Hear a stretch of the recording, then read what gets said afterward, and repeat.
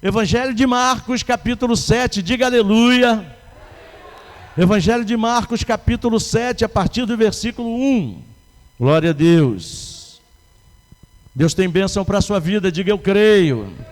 Aleluia. Evangelho de Marcos, capítulo 7, a partir do versículo 1, diz assim: os fariseus, todos acharam? Estou vendo gente ainda procurando ali, ó. Evangelho de Marcos é o segundo evangelho do Novo Testamento. Vem Mateus, depois vem Marcos. Vamos lá? Os fariseus e alguns escribas vindos de Jerusalém reuniram-se em volta de Jesus. Eles viram que alguns dos discípulos de Jesus comiam pão com as mãos sujas, isto é, sem lavar. Porque os fariseus e todos os judeus, observando a tradição dos anciãos, não comem sem lavar cuidadosamente as mãos. Quando voltam da praça, não comem sem se lavar. E há muitas outras coisas que receberam para observar, como a lavagem dos copos, jarros e vasos de metal e camas. Os fariseus e os escribas perguntaram a Jesus: por que os discípulos não vivem conforme a tradição dos anciãos, mas comem com as mãos impuras? Jesus então respondeu para eles: bem disse Isaías a respeito de vocês, hipócritas, como está escrito: esse povo me honra com os lábios, mas o seu coração está longe de mim, e em vão me adoram, ensinando doutrinas que são preceitos humanos. Rejeitando o mandamento de Deus, vocês guardam a tradição humana. E disse-lhes ainda: vocês sempre encontram uma maneira de rejeitar o mandamento de Deus para guardarem a própria tradição, pois Moisés disse: honre seu pai e sua mãe, e quem maldisser o seu pai ou a sua mãe seja punido de morte. Vocês, porém, dizem que se alguém disser a seu pai ou a sua mãe: a ajuda que você poderia receber de mim é corbã, isto é, oferta ao Senhor, então vocês o dispensam de fazer qualquer coisa em favor de seu pai ou da sua mãe, invalidando a palavra de Deus por meio da tradição que vocês mesmos passam de pai para filho, e fazem muitas outras coisas semelhantes. E convocando outra vez a multidão, Jesus disse: escutem todos e entendam, não existe nada fora da pessoa que entrando nela possa contaminá-la, mas o que sai da pessoa é o que a contamina. Se alguém tem ouvidos para ouvir, ouça. Amém. Vamos orar. Senhor meu Deus, em nome de Jesus, quero te agradecer agora por este momento, esse momento de fé, esse momento especial, esse momento, Senhor, em que queremos ouvir a Tua palavra. Senhor, fala aos nossos corações, porque nós queremos te ouvir. Obrigado pelo perdão dos nossos pecados. Eu te agradeço e te louvo com a Tua noiva, e faço isso em nome de Jesus. E que todos digam amém. Amém. Glória a Deus. Pode sentar em nome de Jesus. Meus queridos irmãos, Deus quer que nós sejamos abençoados em tudo. Diga amém. Amém. Deus quer nos dar vitória em todas as situações que surgem na nossa vida. E olha que não são poucas situações. E isso não é uma maneira de dizer: olha, vem ser cristão, que a sua vida vai ser um mar de rosa, você nunca vai ter problema, tudo vai ser vitória pura. Claro que é, mas nós enfrentamos as nossas lutas. Enfrentamos as nossas dificuldades, mas a vontade de Deus é nos abençoar. Diga glória a Deus. A vontade de Deus é nos dar vitórias em todas as dificuldades que se levantarem em nossas vidas, porque Deus é bom. Diga amém. E isso sempre foi assim, meus irmãos. Deus sempre teve o desejo no seu coração de abençoar o seu povo o tempo inteiro.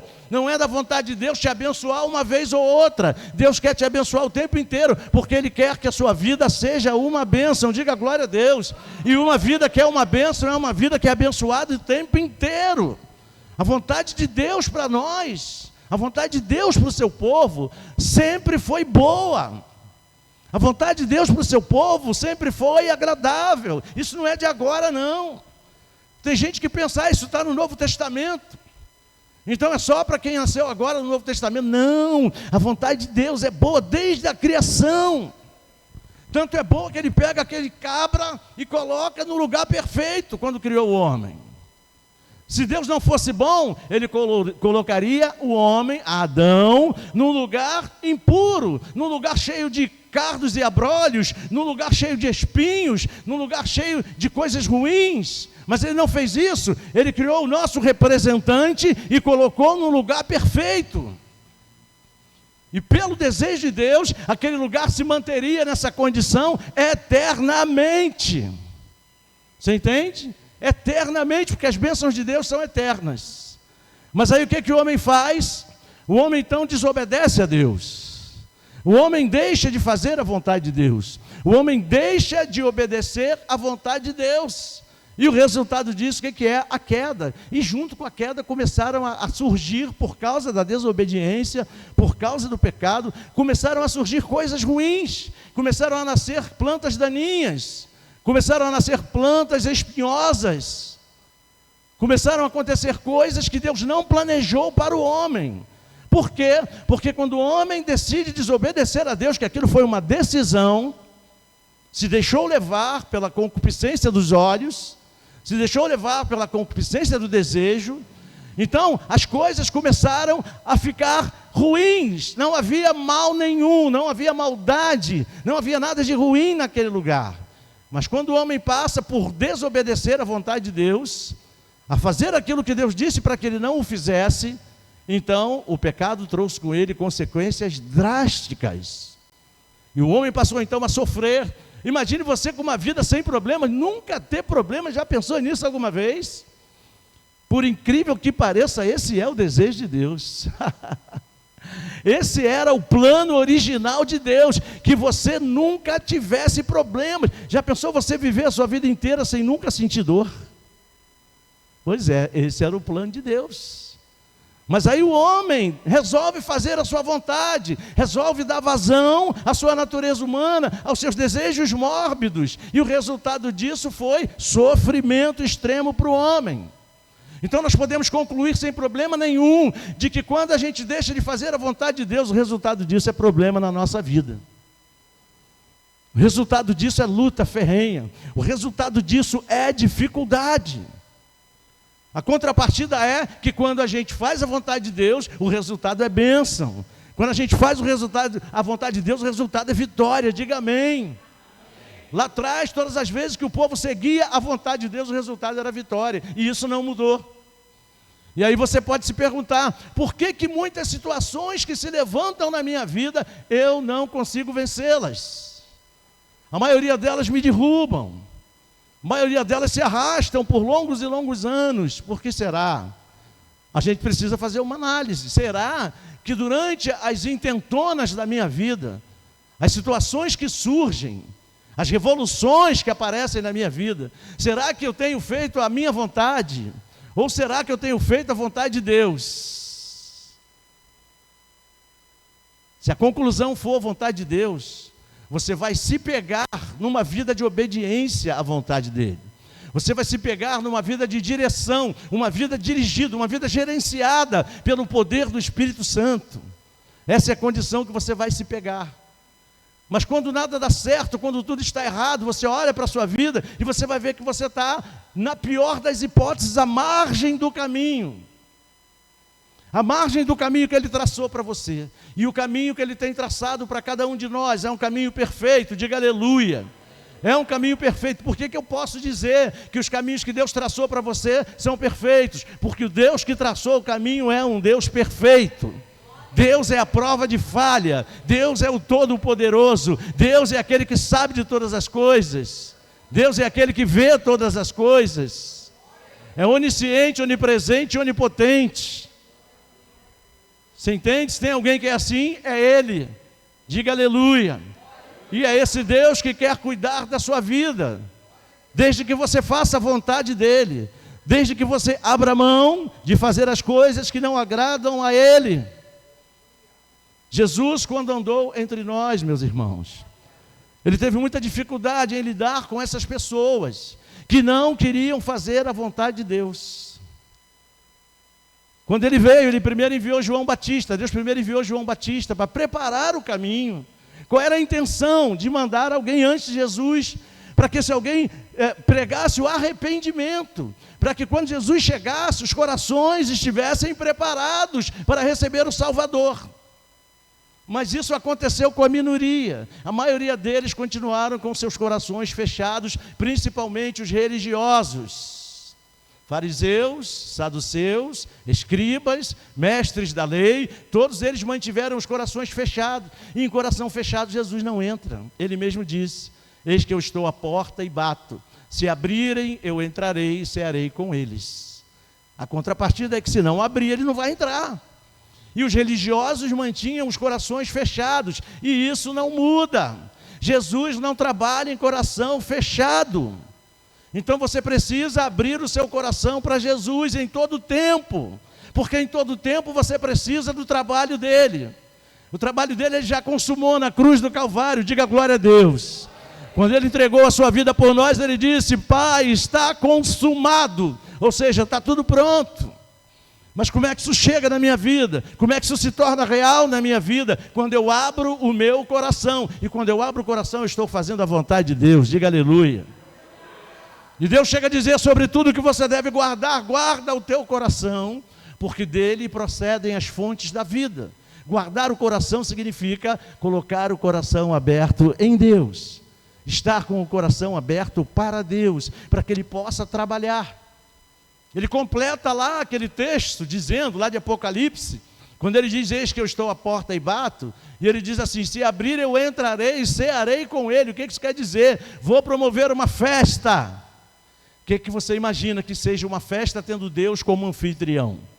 É uma festa de bênção, é uma festa de milagre, é uma festa de poder, é uma festa de transformação, é uma festa de realização, é uma festa do tudo posso. Diga aleluia. Essa é a festa que Deus promove na vida de alguém. Não é uma festinha qualquer, não é fazer um bolinho para não passar em branco, é uma festança, é um grande banquete. Preparas uma mesa na presença dos meus adversários e o meu cálice transborda. Deus quer transbordar o teu cálice, que é a tua vida, de bênção, de milagre, de poder. Se você recebe, aplaude o nome dele, aleluia. Glória a Deus, aleluia, aleluia. Mas para isso você precisa separar o que é de Deus para Deus. Não sei se você se lembra, quando alguém veio cobrar os impostos de Jesus, estavam presentes ele e Pedro numa casa, e os cobradores, os publicanos chegaram à porta, bateram e Pedro foi atendê-los. E quando Pedro chega lá, eram os cobradores. Ele disse para Jesus: Jesus, os cobradores de impostos estão aí, o senhor paga imposto? Jesus falou: eu pago. E você também paga, né, Pedro? Pago. Então vai lá e paga. O Pedro falou: não tem dinheiro, Jesus.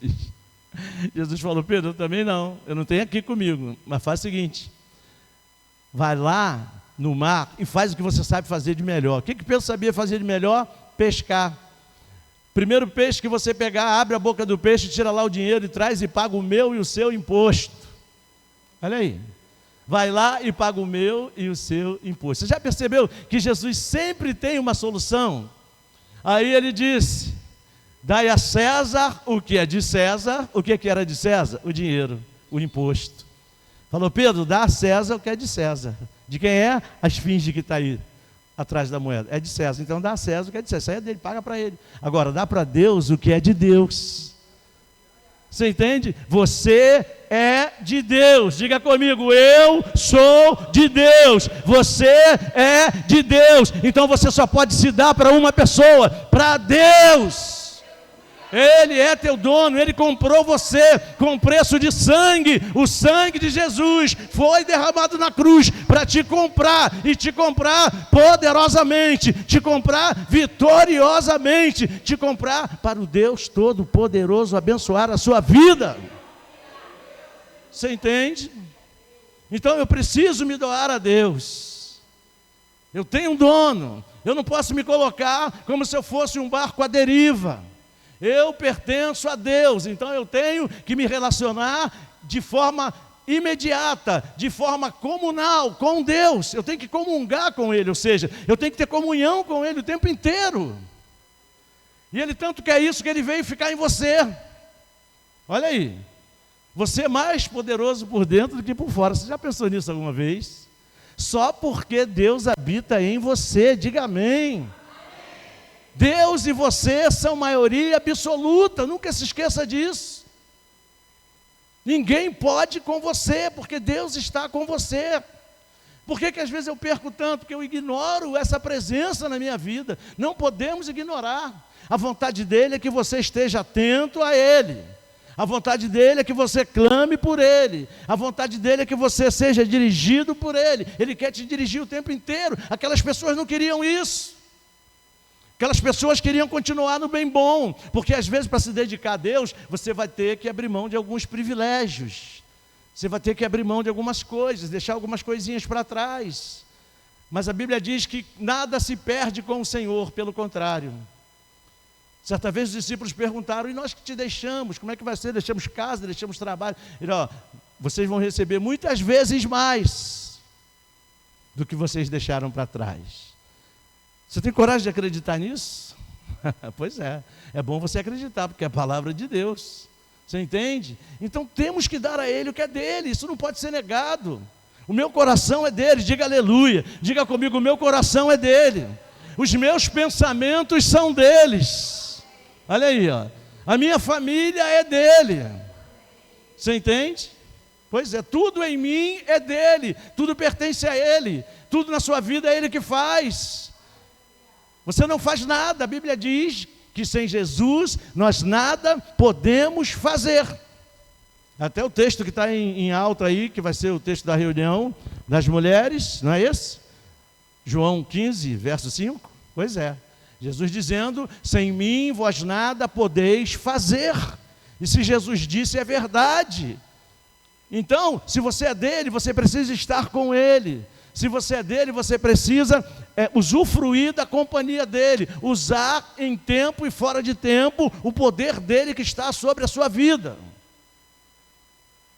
Você entende isso? Para que a sua vida possa ser realmente abençoada por Deus, porque esse é o desejo dele. Então nós precisamos separar o que é a vontade de Deus para nossas vidas e o que não é. O que não é a vontade de Deus para a minha vida não é para mim, eu vou desprezar. Eu não quero nada que não seja a vontade de Deus para mim. Porque se for caminhos de origem humana, no final não vai dar certo. Qual é a origem das coisas que têm chegado à tua vida? Qual é a origem dos teus pensamentos? Qual é a origem dos teus desejos? Se elas se originam em Deus, são bênção para a sua vida.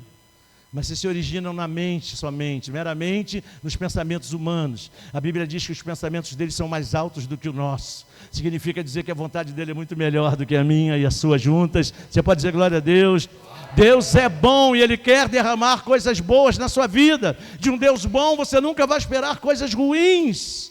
Você só vai receber o que é bom, o que é agradável e o que vai ser perfeito para você. Você entende? E esse é o desejo de Deus, mas você precisa dar a Deus o que é de Deus, separar para Deus aquilo que pertence a Ele. Qual o tempo que você tem dado para Deus? Você sabia que seu tempo pertence a Deus? Pois é. Você já parou para imaginar, por que será? Por que será que você não sabe o tempo que você vai viver? Você nunca parou para pensar, nunca teve curiosidade, não? De imaginar, porque será que eu nasci num dia determinado, nasci no dia X, mas quando será que eu vou morrer? Não existe um dia Y, humanamente, pré-estabelecido para você morrer, mas existe um dia que já está na agenda de Deus, porque Ele conhece todos os seus dias. Então você não sabe nem o dia que você vai partir, mas Deus sabe, Deus conhece. Significa dizer que Ele tem o controle da sua vida. Sabe por quê? Porque você pertence a Ele. Você nunca parou para pensar nisso? Só Ele sabe quando os seus dias vão findar aqui.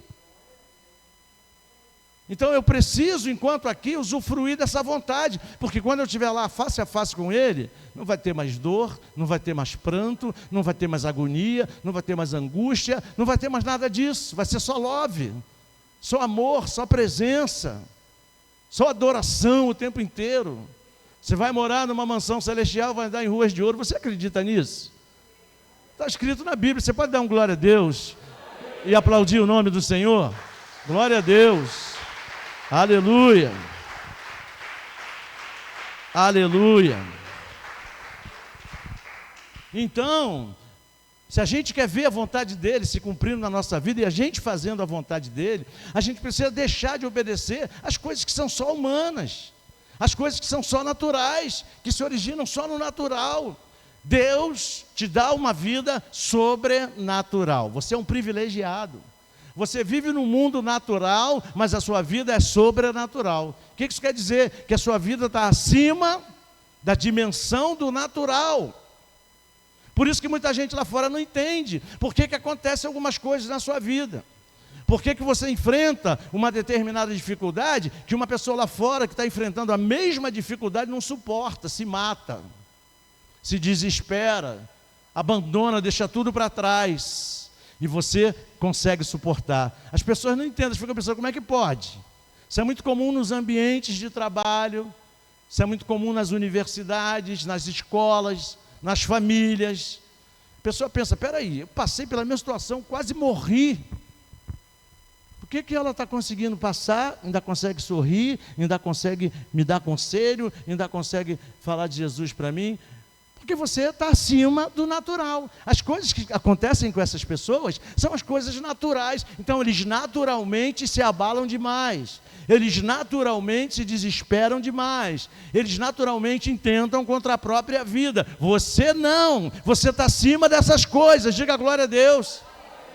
Você sofre o baque quando a situação vem, porque você ainda não é super, tá bom?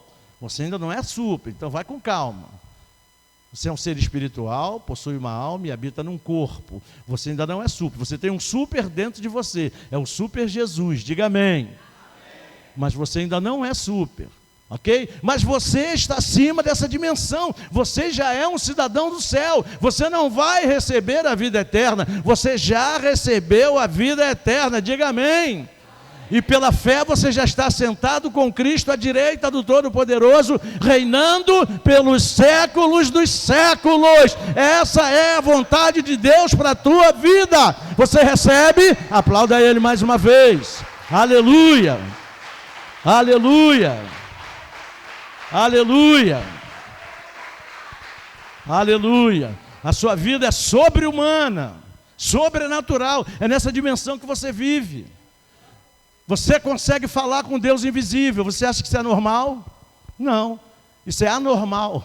Isso é sobrenatural. Isso é magnífico. Tem um monte de gente que quer ver o magnífico, quer ver, entendeu? Tipo David Copperfield, foi um grande ilusionista, um grande mágico, né?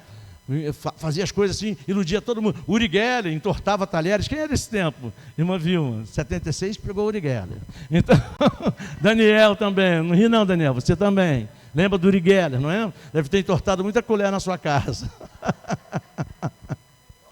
É. Então, tem crente que está atrás disso. Quero ver o sobrenatural, quero ver o espetacular. Gente, espetacular é você falar com Deus que você não vê, mas que te ouve e responde a sua oração. Isso é o espetacular. O espetacular é você servir a um Deus que a ciência, a medicina diz, vai morrer disso, não tem mais jeito, Ele cura você dessa doença. Você está entendendo?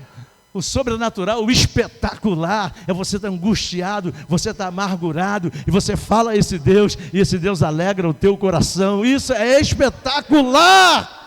Glória a Deus, você entende? Isso é espetacular, é nessa dimensão que você vive, é isso que está ao seu dispor. Então vale a pena tirar os olhos, tirar o foco das coisas aqui de baixo. Tudo aqui de baixo vai dizer para você que não dá. Tudo aqui de baixo vai dizer você não é capaz, você não consegue. Tudo aqui de baixo vai dizer isso não é para você, você não é digno, você não merece. Com Deus não é assim, com Deus não é por merecimento, com Deus é por fé. Se você crê, você tem, se você crê, você pode, se você crê, você é, porque tudo que Ele é, você também é. Diga glória a Deus. Você entende? Você pode todas as coisas naquele que te fortalece. Deus pode transformar um sapo, um mendigo num príncipe. Você entende? Que ele transforma sapo em príncipe, e príncipe sapo é bruxa, né? Pois é, Deus pode transformar um mendigo num príncipe. Você entende isso? Deus pode transformar aquele que acha que não é nada em tudo. Você entende? Esse é o teu Deus, é esse Deus que você precisa acreditar, é nesse Deus que você precisa focar, é para esse Deus que você precisa olhar. Pedro estava lá, e Jesus então aparece no meio daquela nebulosa toda, e ele diz: não tenham medo, eu estou aqui com vocês. E Pedro disse: Jesus, se for o Senhor que está aí mesmo, manda eu ir ter com o Senhor andando por sobre as águas. Jesus disse: vem. Olha aí, o que aconteceu? Pedro, com os olhos fixos em Jesus, desceu do barco e andou sobre as águas. Focado em Cristo, ele foi andando em direção a Ele, não afundou. Quando Pedro tirou os olhos do sobrenatural. Por que é sobrenatural? Porque ele estava andando sobre as águas. Quem aqui já andou sobre as águas? Quem aqui sequer já nadou sobre as águas? Tem gente que nem nada sobre as águas, quanto mais andar. Você entende? Pois é. Então aquilo era o sobrenatural acontecendo, ele andando sobre as águas turbulentas, com o vento forte, e ele andando focado em Jesus. Quando ele descuidou, tirou os olhos de Jesus por um momento, começou a olhar as ondas e o vento forte, qual foi o resultado? Começou a afundar. Sem Jesus, a nossa fé vai afundar.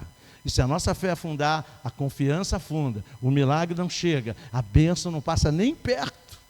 Mas enquanto nós estivermos olhando firmemente, veja, a Bíblia diz, firmemente, para o autor e consumador da nossa fé, Jesus Cristo, Rei dos Reis e Senhor dos Senhores, você vai experimentar o sobrenatural na tua vida. Você não vai afundar, você vai andar, você vai prosseguir, você vai vencer e vai passar por cima de todas as dificuldades. Você crê nisso? Aplauda Ele mais uma vez. Glória a Deus. Aleluia.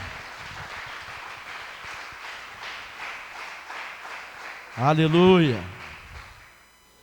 E esses camaradas aqui, esses religiosos, eles distorciam as coisas de Deus. Eles tentavam adequar a palavra de Deus às coisas que eles idealizavam, ou seja, que eles pensavam em fazer. Então eles buscavam adequar, trazer a palavra para as coisas erradas que eles faziam. Jesus foi bem claro ali quando falou de uma tradição deles lá, a palavra dizia uma coisa, e eles por tradição faziam outra, não abençoavam os pais. E Jesus fala: por que vocês não fazem isso? Ao invés de estar observando as coisas dos outros. Por que vocês fazem isso ao invés de estar distorcendo a palavra em favor de vocês? A palavra de Deus não precisa ser distorcida. Sabe por quê?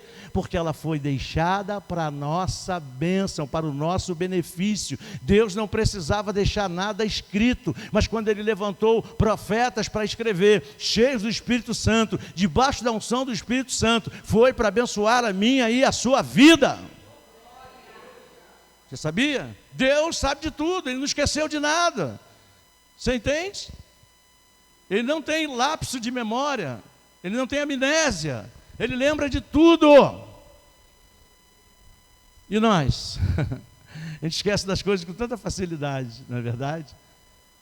Eu não sei se você sabe que lá no passado, na antiga aliança, quando Deus estabelecia os memoriais, mandava eles estabelecerem memoriais. O que eram memoriais? Acontecia um fato aqui, uma bênção de Deus, bota aqui umas 12 pedras, uma em cima da outra, passa cola, para todo mundo que passa aí saber que nesse dia, nessa época, eu fiz uma bênção aqui, um milagre aqui.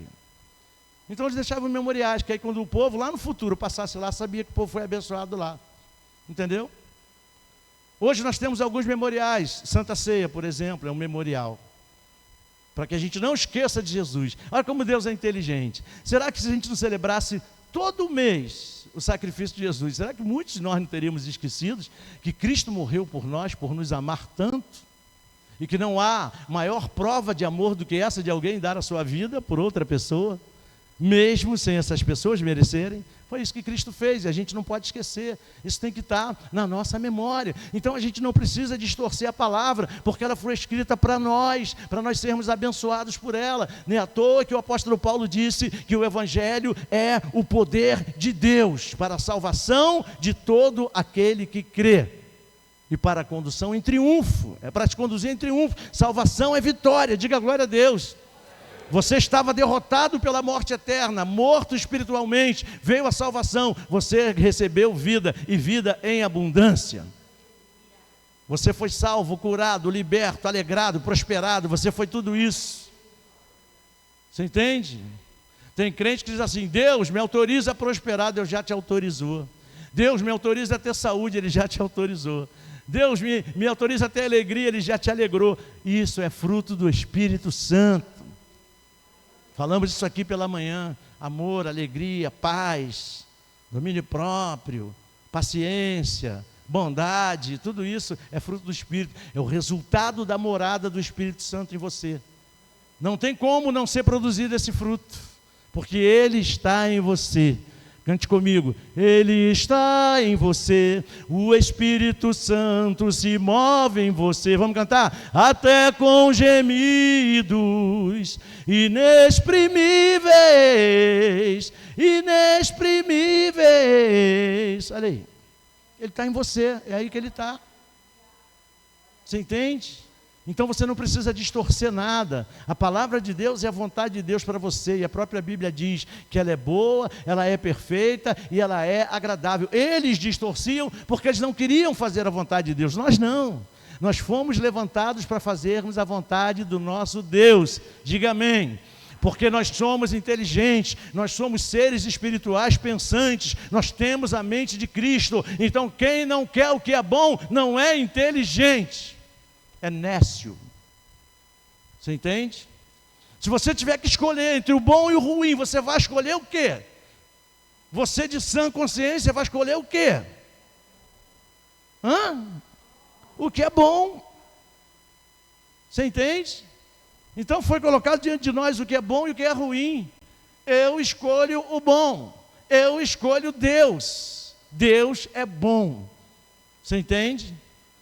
Ele é bom, por isso Ele nos abençoa. Ele não me abençoa porque eu sou bom, já falei isso aqui. Ele me abençoa porque Ele é bom. E de alguém bom eu só posso esperar grandes bênçãos, grandes coisas, grandes presentes, grandes maravilhas, coisas grandiosas, coisas espetaculares, sobrenaturais. É isso que você tem que esperar de Deus. Você não foi levantado por Deus para viver de migalha. Tem crente que se contenta com migalha. Falei isso aqui também outro dia. Quando eu for para o céu eu vou ser feliz. E se você viver 200 anos aqui? Você vai viver 200 anos se arrastando? Eu espero que você não queira isso. Você entende? Ele quer que você seja feliz aqui também. A sua vida não vai começar no céu, ela começa aqui. Você entende? Então Ele quer que você seja feliz aqui. Ele quer que você comece a desfrutar das bênçãos aqui. Certamente tu, ó Senhor, abençoas o justo e o cercas com as tuas bênçãos, como se fosse um escudo. Salmo 5, versículo 12. Está falando de você. Você entende? Esse precisa ser o desejo do teu coração. Eu quero todas as bênçãos que Deus tem para mim, eu quero, porque foi para mim que Ele conquistou, foi por mim que Ele morreu na cruz, foi por mim que Ele disse, está consumado, foi por mim que Ele disse, eu venci o mundo. Só que não foi só para mim, foi para mim e para você. Mas você precisa acreditar nisso e desejar isso ardentemente no seu coração. A palavra é liberada sobre a sua vida. Mas não adianta nada você possuir um tesouro e não se apropriar dele. A palavra de Deus foi comparada a um tesouro que um homem foi e vendeu tudo que tinha para comprar aquele campo, para ficar com aquele tesouro. Você entende? Não adiantaria nada o homem saber que o tesouro estava ali e não adquirir aquele campo para ficar com aquele tesouro. O tesouro foi dado a você. Não desperdice essa fortuna de bênçãos que você tem. Diga glória a Deus. Você é a pessoa mais abençoada do universo. Diga eu creio. Você precisa se ver assim, porque essa é a sua realidade para Deus. Para terminar, para você estar no centro da vontade de Deus, você precisa deixar o Espírito Santo limpar o teu coração. Diga comigo: Espírito Santo, limpa o meu coração. Jesus estava dizendo que eles estavam muito preocupados com as coisas que vinham de fora. Você precisa se preocupar com o que vem de dentro. Seu coração está exatamente do lado de dentro. Significa dizer que seu coração não pode estar com impureza, não pode estar sujo, não pode estar corrompido. Seu coração precisa estar limpo. E só tem uma pessoa que pode limpar o seu coração. Ah, o diabo. Não, o diabo não pode. O diabo é um frouxo, sabia? O diabo é um frouxo, um derrotado. Só você lembrar ele qual é a condição dele, derrotado. E vai ser lançado no lago de fogo e enxofre. Você entende? Forte é Jesus, diga aleluia. O único que tem acesso ao teu coração é o Espírito Santo, diga aleluia. Só Ele pode ir naquele cantinho mais longínquo, mais distante do seu coração e purificar novamente. Tirar todo o cisquinho, todo o resquício de sujeira. Ele pode arrancar e deixar o teu coração limpinho outra vez, livre de mágoas, livre de rancores, livre de sentimentos que fazem mal, que dão câncer, que trazem ansiedade, que trazem gastrite, que trazem uma série de mazelas que só vão atrapalhar a nossa vida. Deixa o Espírito Santo purificar o teu coração, Ele está aqui nessa noite. Essa é a vontade de Deus. Ele diz, não vos embriagueis com vinho, mas enchei-vos do Espírito. E ele completa dizendo, porque essa é a vontade de Deus. A vontade de Deus é que você tenha um coração purificado. E um coração purificado não fica vazio. Ele é cheio do Espírito de Deus. E Ele quer fazer isso no teu coração. Você acredita nisso? Então fique de pé em nome de Jesus e aplauda o nome dele. Glória a Deus, aleluia.